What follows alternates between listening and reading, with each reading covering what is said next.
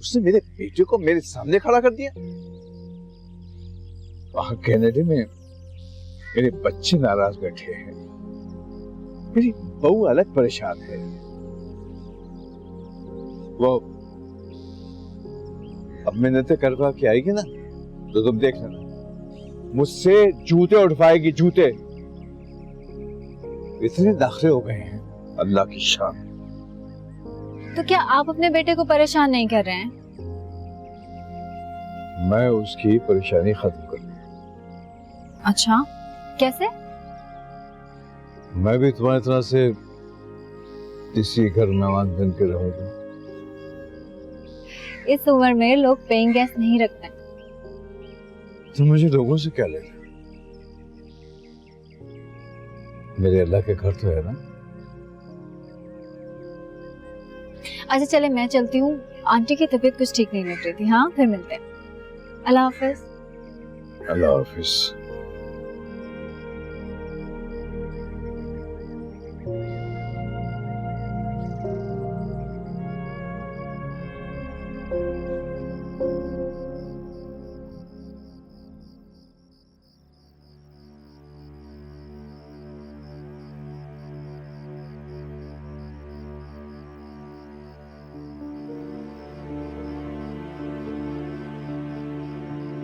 खान, खान। साहब, आप इस वक्त किधर? मैं अपने दोस्त के पास जा रहा हूँ, तुम दरवाजा खोलो। नहीं साहब, ऐसा नहीं करें। पहले भी आप अपना बैग उठा कर चला गया था ना। दोस्त यार, रिश्तेदार, साहिब, बेगम साहब, सबको परेशान किया आपने। कोई परेशानी होगा मैं सबको बता दिया, दरवाजा खोलो। अच्छा, आप यहीं पे ठहरो। इतना रात में आप अकेला किधर कैसे जाएगा? मैं ड्राइवर को उठा करके लाता हूँ। ड्राइवर को जगाने की जरूरत नहीं है, मैं करीब ही जा रहा हूँ, गाड़ी की जरूरत भी नहीं। तुम दरवाजा खोलो। साहब, लेकिन ये सब कुछ ठीक नहीं है। अच्छा, अब तुम मुझे बताओ कि क्या ठीक है और क्या गलत है। नहीं साहब, ऐसा बात नहीं है।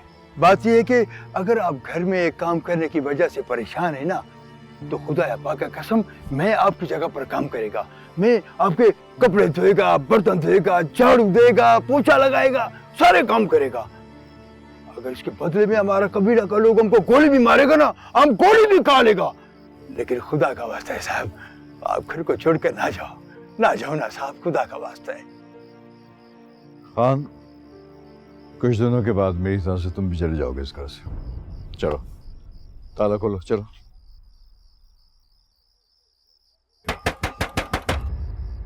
दरवाजा खोले सर, दरवाजा खोले।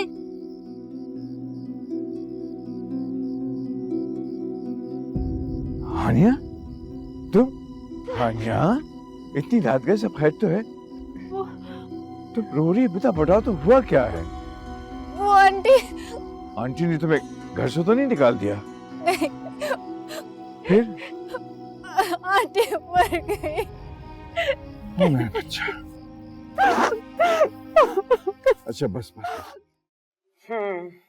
अगर उन्होंने ऐसा कहा है ना, फिर तो वो वाकई घर छोड़ के चले जाएंगे। तुम अच्छी तरह जानते हो मुनीर। तो क्या करूं मैं? क्या करूं? किस किस का ख्याल रखूं मैं? कहाँ जाऊं? किस किस को मनाता फिरूं मैं? मेरी परवाह किसी को भी नहीं है। तो तुम अम्मा से बात करो ना। अब्बा तो नहीं मानेंगे। अब अम्मा से कहो कि वो ही किसी तरह कॉम्प्रोमाइज करे। You know what? तुम्हारा भी वही प्रॉब्लम है। नफीसा और उसके बच्चे तुम्हारे घर ना आए, क्योंकि तुम्हारा घर खराब हो जाएगा। कैसी बातें कर रहे हो मुनीब? मेरा उस घर से अब क्या लेना देना है? 2-4 दिन के लिए आऊंगी और रह के चली जाऊंगी। मैं तो तुम्हारी प्रॉब्लम सॉल्व करना चाह रही हूँ। हमारे बाप दादा ने जो हिजरत की थी, उसके दुख जो है ना, मुझे इस हिजरत से कम लगने लगे। उस हिजरत ने लोगों को जोड़ा था आपस में, और ये तोड़ रही है घरों को, मोहब्बत करने वालों को, रिश्तों को। तुम हौसले से काम लो, देखना सब ठीक हो जाएगा। क्या हौसला करूं मैं? एक तमाशा सा बन के रह गया हूं मैं। देखो, प्रॉब्लम इकबाल की है ना, तो तुम उससे बात करो। उस घटिया आदमी के मुंह लगूं जाकर मैं मुंह लगने के लिए नहीं कह रही, उसके मुंह में कुछ डालने के लिए कह रही। वो इस घर के लिए ना मुंह खोले बैठा है। देखो, तुम उसे साफ साफ कह दो कि इस घर की चौकीदारी तो उसे मिल सकती है, मलकियत नहीं। सीधी बात उसे समझ कहाँ आती है बताओ? मुझे अब उससे उसी जुबान में बात करनी पड़ेगी जो उसकी समझ में आ जाए। क्या मतलब? मतलब ये कि उससे उस जुबान में बात करने जा रहा हूँ कि आइंदा के बाद वो नफीसा के ऊपर हाथ उठाने से पहले कम से कम 100 मरतबा तो सोचे।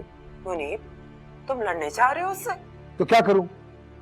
नहीं देखी जाती मुझसे अपने बाप की और अपनी माँ की बेबसी? मुनीब, बात तो ख्वाहिश तो हो इसे, या तुम